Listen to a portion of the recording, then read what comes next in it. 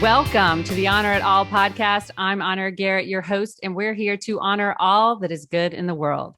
Each podcast, I interview top professionals around the globe who are making a difference, impacting lives, and creating positive change. Today, we have Nancy Pickard, a certified master integrative life coach and holistic health lifestyle coach, an Amazon #1 international best-selling author, and cancer survivor. Prior to Nancy's work as a coach, she was the owner and founder of a personal training gym for 16 years. What I think makes Nancy so inspiring is her no excuses approach to life and courage to show up every day with gratitude. I'm so honored to have you here with me today, Nancy, as part of the Honor It All podcast. Welcome. How are you? I'm great, and I'm honored to be here. So thanks for having me.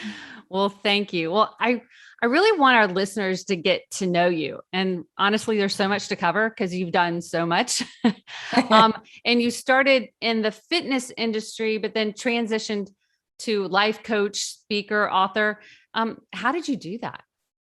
Well, I owned a personal training gym for 16 years. And I loved it. And near the end of those 16 years, I did start to do some wellness coaching. But basically, I was working from the outside in, right? I was definitely working the body, not the inside. And my marriage fell apart. I fell apart.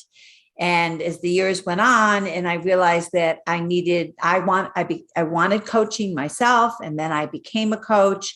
It was just an evolution for me. I had moved to Aspen, Colorado. I didn't really want to continue to be doing personal training here, and yet I wanted to give back. So coaching just was the next evolution for me. And now I work with people from the inside out instead of the outside in. So, wow, that's beautiful. And you're not only a coach, but you're a mother of 2 sons, a grandmother of 4, with 4 grandchildren. Like, what a cruel grandmom to have. I mean, you can spoil them and then mentor them at the same time. I do, actually. But how do you balance your time from self-care for yourself, family time with those you love, and then your business and clients? How do you do that? Well, one of the things that we didn't mention yet is that I'm a boundary coach. And so being a boundary coach has allowed me more freedom in making myself a priority and asking for what I need and stating what I need. So I have no problem self-honoring myself. I'm big on self-honoring myself and making sure that I take care of myself. But I also have learned when you make yourself a priority and you speak your needs, then other people know what you can and cannot do, what you will tolerate and what you won't tolerate. And I'm no longer this people pleaser that has to do everything for everybody. We all start out as overdoers, overgivers, people pleasers. And so I would twist myself up in a pretzel to be the best mom and be the best grandma and be the best partner and be the best of everything. And now I just know how to balance it and to say to my kids, I'm thrilled to come and stay with you, and I'm with the kids all the time, but I also want to spend some time with you. And I also want to be hiking and, going to yoga and doing those things. I don't just want to be the babysitter. And in just asking for it like that, would you be willing to get a sitter sometimes when I'm there so I can still do everything and my job? And once I set it up like that, it's with ease and grace that it all plays out the way you want it to. So it really is about communication and asking. And I think as women, we get we get nervous, we feel guilty, we feel like we put everything on our shoulders, that everything has to be perfect. And we have this specific role to play. And I really think either as I've gotten older, I feel like, and maybe I'm wrong, but I almost feel like the older women get, the more independent we are. And sometimes the older men get, the more dependent they get. Yeah. And that's general. I'm not saying that right across the board, but that there's something about getting older where we feel a little more liberated and a little more courageous. And actually, I think you have a book that you wrote that probably was the beginning of that journey for you. Bigger, better, braver. Can you tell us about that? Yeah. So Bigger, Better, Braver is really a self-help, step-by-step guide to how to go from the discrepancy of where you are to where you want to be. Now, for me, I went and climbed Mount Kilimanjaro at 61 years old. That was my Bigger, Better, Braver. But I just ask people, like, what's your bigger, better, braver? Like, what's your Kilimanjaro? It could be getting a new job. It could be getting in a relationship. It could be leaving a long-term relationship. It could be moving. I mean, it's whatever it is. It could be losing weight. It could be whatever it is you need that you're afraid to do, that you need help getting there. And so I love my one-on-one coaching, but not everybody can afford a one-on-one coach. So I've sort of layered what I do. I sell the book. It's a self-help step by step. You could read the book and do it. You could do it with a friend. You could get a, accountability partner, and you can do it. But I also have an evergreen course that you get 11 audio lessons and a workbook and then you buy the book and you do the work. It takes you deeper. Then I do a 12-week Zoom live coaching so that they get the book, they do the workbooks, they listen to the audios, and each week I take them deeper and do laser coaching. And then I do one-on-one coaching. So now there's no excuse. Everybody can be bigger, better, braver. Wow. Well, so what prompted you? Is that what prompted you as you had all of this inside of you and you're like, not everybody can afford coaching and I want to get my message out? Is that what? That was a big part of it. I also, when I climbed Kilimanjaro, because I was a trainer and I trained so well and I rocked it and I did it so well, I originally was writing a book for older women on how to climb Kilimanjaro. And then I realized, and I was going to be putting coaching tidbits in there. And then I just realized I really should just, I'm helping a lot of people with my one-on-one coaching, but that's not hitting everybody. Mm-hmm. And I wanted to put it out there for everybody. And so Bigger, Better, Braver, Conquer Your Fears, Embrace Your Courage, and Transform Your Life is what the book is all about. Well, I haven't read the whole thing yet, but I've started it and it's good. Really good. It's very inspiring. Thank you. And so, as a health, life, and mindset coach myself, I mean, I love helping people navigate their journey, but clarity is usually the biggest stumbling block that I have with people. They just aren't clear about really what they even want, or maybe they've never even asked themselves what they want. Do you find that with some of the people that you talk to, that they're just not really clear about what even makes them happy? I think that a lot of people come to me because they're not happy and they're not really sure why, right? Some people have a clear idea. They just got out of a marriage, or they lost a partner, or they want a new career, or they are estranged from their adult children. I mean, there's a million reasons why they know they're not happy, but other people are just in a transition. They've had the same job forever and they don't want to give up the money, but they're not passionate about it anymore. Or their kids are out of the house and they don't know what to do with themselves. There's so many reasons why people come to me. And a lot of them are so stuck in fear that they just can't move forward. So I'm a shadow coach. I help people uncover the disempowering beliefs that are buried in their subconscious that they aren't aware of. They are formed in the first 10 years of your life, their life, anybody's life, all of our lives. And we don't know it. It's in a split second, but they sound like, my needs will never be met, or I need to stay small, or I need to, be perfect to be loved. I'm unworthy. I'm broken. I'm stupid. I need to stay quiet so no one will know I'm stupid. My voice doesn't matter. My needs don't matter. These are all beliefs as children that we have unconsciously set out, and they become part of our operating system. So my work, no matter why somebody comes to me, is to uncover that first, because you can't move forward if you're stuck in that belief that you don't even know is holding you back. Exactly. I know, like, we all have them. No matter what, we all have them. And I wish they taught these things even in school, Mhm. that there were certain programs to really edify kids and who they are, and that everything is right about them, that they are uniquely made, and not try to be like their neighbor or their best friend, that you don't want to be like everyone else. Right. And I think we get stuck in that. But, you know, you were saying you can't be in that kind of almost negative energy, right? When you're stuck in shame, blame, not good enough. Right. And you're helping people almost raise their vibration, because you can't be in two places at once, right? You can't Right. be. And that's why I love to tell people to practice gratitude, because you can't be in a state of gratitude and be in bitterness at the same time. So Right. so it's good to, and Um, yeah, Go ahead. no, I'd love, so what are your thoughts Oh, about what I that? was going to say on that is that I have this trick that I do that I used to do with my ex-husband, but I tell my clients to do. You can't be really angry at somebody and blow kisses at the same time. You just can't, because your face smiles and you're blowing a kiss. So whenever somebody has negative energy about their partner or their ex or somebody, I just tell them blow kisses.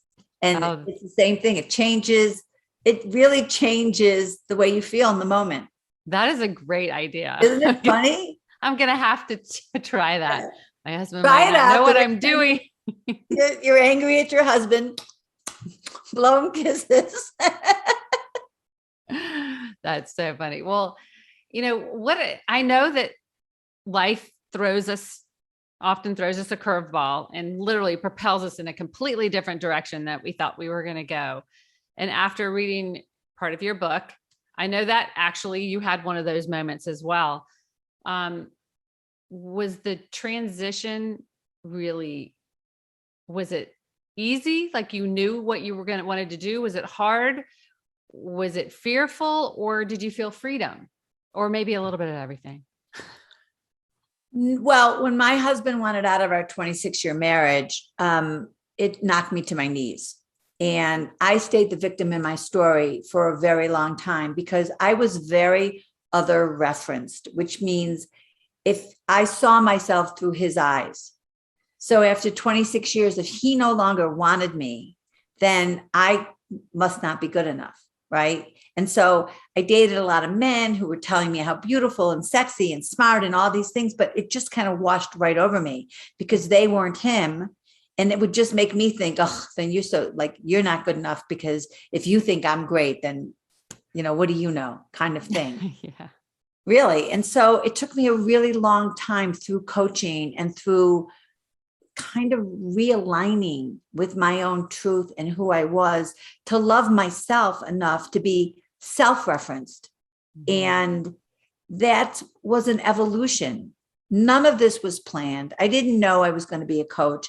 I certainly didn't know I was going to be an author. After I got divorced, I didn't work for 9 years. I moved to Aspen, Colorado, and I exercised and played. It was like a playground for an athlete. I just played for 9 years. And then I realized, what am I doing? Like, I have so many gifts to be giving to this world that I'm not. Like, this was not what I was not put on this earth to just play. And then that was how I first started to become a coach. And then my coaching practice and being an entrepreneur and getting it all going. And, I probably have 7 certifications because I believe in growth and learning and having more tools in my toolbox. That's just who I am. I'm like the ever ready bunny, I just go, go, go.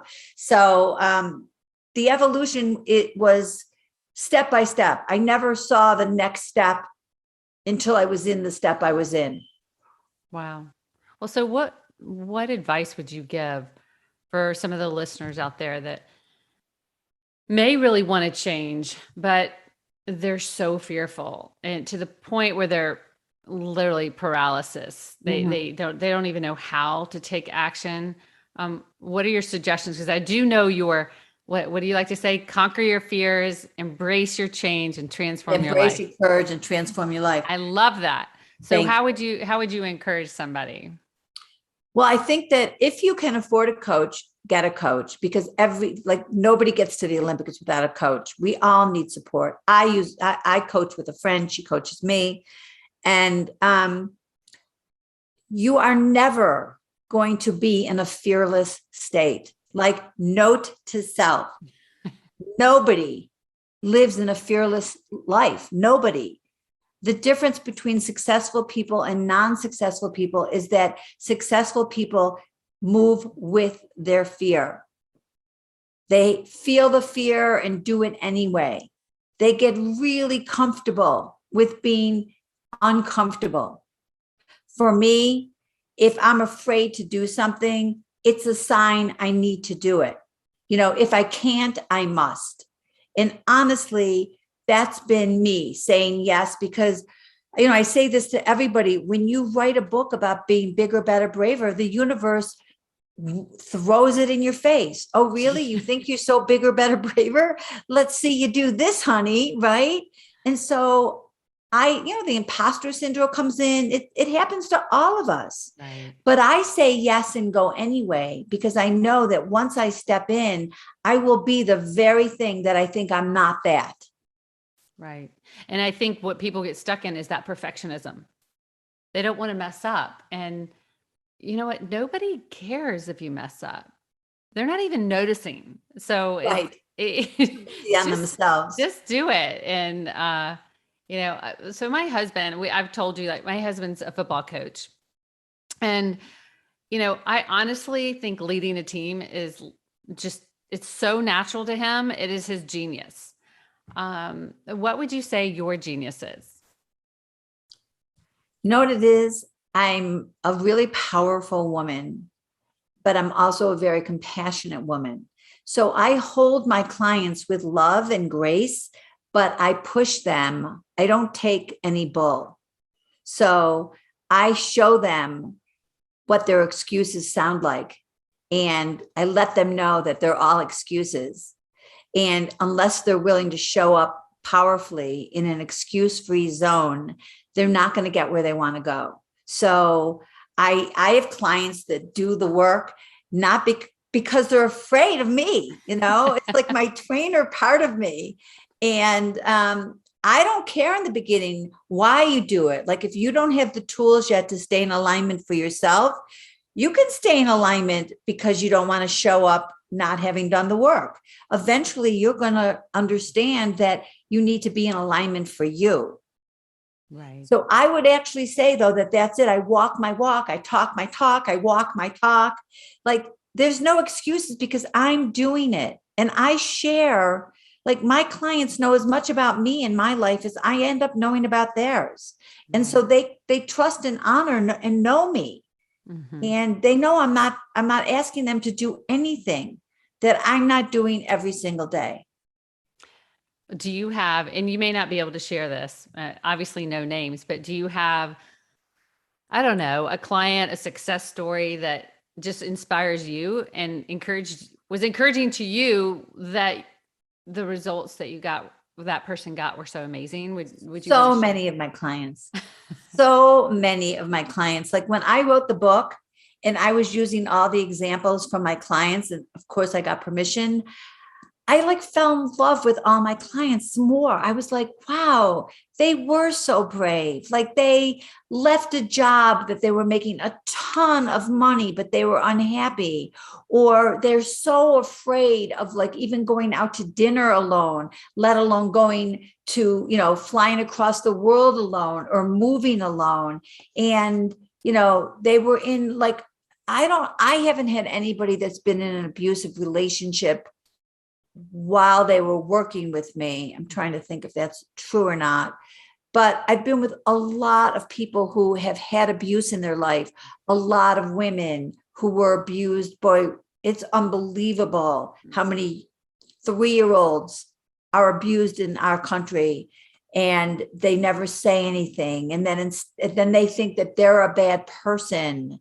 So it's so interesting. People with eating disorders and all my clients who have had so many beliefs that they've had to uncover and move forward, all of that is being brave. All of that is when you're willing to look at yourself. I have to tell you that, I sell my coaching in packages and you pay up front, and, it's, right from the beginning, it's 10 sessions. It's non-refundable. It's a less expensive when you pay up front.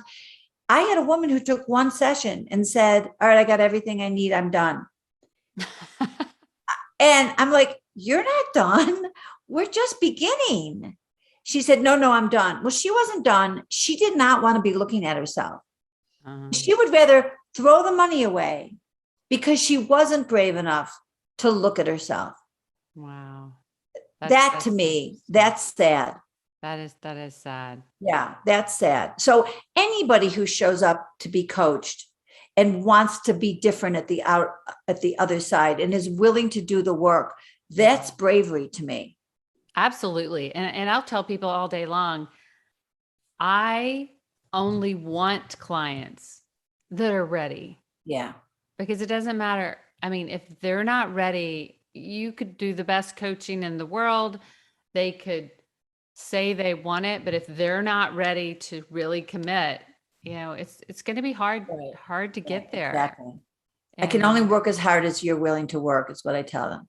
Because you're there to help them kind of be that catalyst so they can actually see into their own world and see themselves. Yeah. And if they're not really willing to do that, if they won't give you the key, to unlock it, and they're not willing to look at it, it's really hard. And how do you look at mindset? Because I know you help people kind of get rid of limiting beliefs and kind of make that shift in their life, raise their vibration. But how important is mindset? Do you have a mindset practice every morning? Do you do affirmations? What do you do, or what do you help I do a couple of things, but the first part of that is, what do I tell my clients is that they have to stop wearing the what's wrong glasses and put on the what's right glasses. Because when you look for what's wrong, you're going to find it every single time. And it brings down your vibration, and it makes you negative, and it gives you more of what you're looking at. When you put on the what's right glasses, you see possibility everywhere. You see, it uplifts your emotional well-being, and you get more of that. And that's part of being grateful. What is working instead of what isn't working. What I do every day is I start my day by asking myself, what's the most self-honoring thing I can do today? One thing. Now, that might be climbing a mountain like I did today. It might be having a massage. It might be calling a doctor's appointment. It might be calling my mother. It might be calling my kids. It's whatever on that day makes me feel like I'll be happy I did that. That's my self-honoring practice. And then the other thing that happens is that every day my alarm goes off at 11:11. And there's something so special about the infinity and the 11:11. And wherever I am, and I'd say 90% of the time I can do it exactly at 11:11. Sometimes I'm in the middle of a pickleball game or something and I can't stop. But generally, and then I'll do it right after I stop, I close my eyes and I manifest that I already have this. What do I feel like? What does it feel like in that moment? And then gratitude for having accomplished it and gotten it and received it. And I only do it for one thing every day until I get that one thing. And then I move on. What an interesting idea. I'm going to have, because over the last 3 months, I see 11:11 all the time. And probably because I'm looking for it, right? Yeah. Put it on your alarm too. Put it on your alarm. It'll go off every day. That's wonderful. I'm going to have to try to do that. Well, let me ask you I like to ask everybody this. What has been your biggest lesson in life? Oh, I think my biggest lesson is to be self-referenced, meaning to count on myself and to love myself and to not look outside myself for to check in to see if I'm good enough or not good enough. Honestly, I've stopped trying to be everything to everybody. I don't need everybody to like me. I don't need everybody to agree.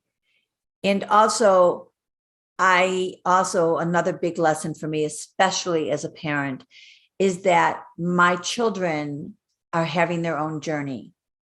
I can't save them. I shouldn't try to save them. And I have to know that everything happens for them, just like it does to me and not to them. And if they fall, they will learn. Just like when I fall, I learn. So as a parent, that has brought me so much more ease than it used to, because I will tell you, with grown kids, even they're married and successful and everything, stuff happens. And if you're going to worry and stress and make, they have this saying that you're only as happy as your saddest child.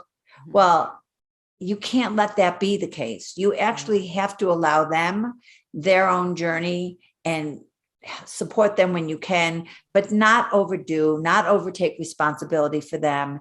And those, I think, are the two. Oh, and one more big lesson I learned. Yeah. Obviously, I needed a lot of lessons on I it. love this. Keep it coming. The other lesson was to be the observer instead of the reactor. And that was a huge one for me. I used to be the person that would send off that bad email right away, like, oh, I can't believe you did this, da, da, da, da. And now I look at it and I'll be like, well, what am I making that mean about me? How could I look at this differently? What do I think their intention was? I do my own work before I ever respond. That's huge. Ask I questions. was not that girl.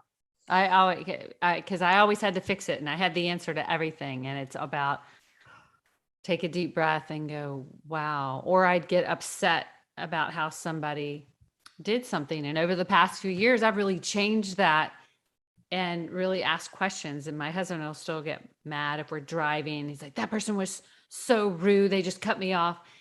And I'm always the one like, well, what if they were in a hurry because their daughter is hurt or left at school, or maybe they're in a new town and they didn't realize they cut you off because they're looking at a map. Like I always give people the benefit of the doubt. Now I do, at least I try, because it just makes for such more peace. Yes. In your soul, Yes. like just, don't assume. What is it like when you assume? It makes an ass of you and me. Right. Absolutely. And how you spoke about being the victim for a while and that's just giving our power away. I talk to people all the time about forgiveness.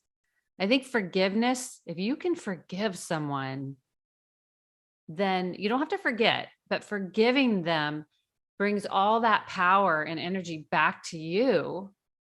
And then you're responsible for the things you do in your life. You're not blaming anybody. You're taking full responsibility. So I 100% agree with you. You're cutting the karmic cord from your past when you forgive them. And it's not a gift you're giving them. They don't even ever have to know you're forgiving them. It's a gift you give yourself. Absolutely. Yeah. Absolutely. Well, I know that there are probably people in our audience right now who are actually struggling in life with who knows what their circumstances. Maybe they've lost a job. Maybe their child is sick, whatever it may be. Do you have any just encouragement that you might offer? Well, I have a spiritual belief that, again, I said this before, everything happens for the evolution of your soul. So you can't see the big picture, but we all have lessons and we all have gifts that we're getting on this earth right now, this time around in our life. And so just trust that the universe has your back, and however things are supposed to work out, they will. So if you're in a period right now where there's drama in your life, try to see what are the lessons. What should I be learning? Because I don't want to be here again. And I want to get this size lesson. I don't want this lesson bigger. So learn what you need to learn, become the observer instead of the reactor, and recognize that, be with faith instead of with fear. And everything is going to work out. You may not see how it's going to work out. In the moment, it may not work out the way you wanted to. I never wanted to get a divorce. I loved my husband. I loved my family. I loved everything we had built together. it knocked me to my knees. But who I am today, I never would have been. I would not be this woman I am today. So I can't be sorry for it. And so I don't, obviously it took me years to get here, years to get to where I am, but I'm here. Mm-hmm. That's beautiful. It's like what I'm going through right now is the perfect curriculum for my growth. Right. And for your growth. So anybody that's struggling right now, I'm sure that people listening, what you're saying is so resonating with them. So how do people find you? If somebody wants to contact you, or they're interested in working with you or having you come speak for them, what's the best way for them to contact you? So in your show notes, you do show notes? Yeah, I'll have all your information in the show. You'll have all my information, but nancypickardlifecoach.com is my website. And on my website, there's signups for free discovery calls. So everybody who wants to can have a free phone call with me. If you follow me at Nancy Pickard Life Coach on Facebook and Instagram, all my events are coming. I happen to be See Nancy Run on Clubhouse because that was my other email. And I didn't really even know then like how this whole Clubhouse thing was going to be. But I do a room Wednesday mornings where you can ask any questions you want. Anna, you should come anytime you want. If you come to my room Wednesday mornings at 8:00 Mountain Time, 7:00 Pacific Time, I'll make you a moderator. It's just coaches. We talk about getting unstuck. We talk about anything that comes up for anybody. Awesome. Well, what I'll do is all your information will be in the show notes, and you'll be able to reach out to Nancy and find out all the things that she's doing, and just go look her up because she's really a masterful coach and has changed a lot of people's lives. So you have accomplished so much. I mean, I think you've been to Thailand, you've traveled all over. Like, what's next on your horizon? You're always encouraging other people, but what's your next big vision for your future? Well, I actually want to start doing master classes for big businesses, for getting into big businesses and just setting healthy boundary master classes for the workplace. And I also have a course coming out on LinkedIn Learning and Gen Connect You, and that's a big deal for me. That's coming out in September. I mean, it's been built for months. I'm just waiting to see it live. It's not live yet. So that will be new for me. And other than that, I don't know. Next steps just keep happening. I say yes. Whatever comes my way, I say yes. That's wonderful. With boundaries, though. With boundaries. Yes, with boundaries. Balance. My life is really beautifully balanced between my family, my exercise, my self-care, and my work. And when you really know yourself, you know what aligns with you. Yeah. It's instant when you see something, that's not for me or that's for me. And that's what's so beautiful when you get to that place. But Nancy, I'd love to end each podcast with the same question for every guest. Okay. This is the Honor It All podcast. So what are you choosing to honor today? Oh, what am I honoring today? I'm actually, I'm renovating my condo. I've literally been out of my home since March. And so I'm honoring my grace and ease that I've been in acceptance of all the places I've been living and all the places I've been staying and all the times they keep changing that date. So I'm honoring acceptance and surrender. That's amazing. And even though you'd like to be back in your place right now, you've been able to spend quality time, more time with friends and family that you might not have. Exactly. Yeah. So I've pivoted. And that's the key, right? We all need to learn to pivot and be flexible. Change is just opportunity for something special. So, well, that's it, folks. What a perfect way to complete this episode. with the inspiring Nancy Pickard. Thank you, Nancy. I Thanks really for having appreciate me, you Anna. being here. It was great.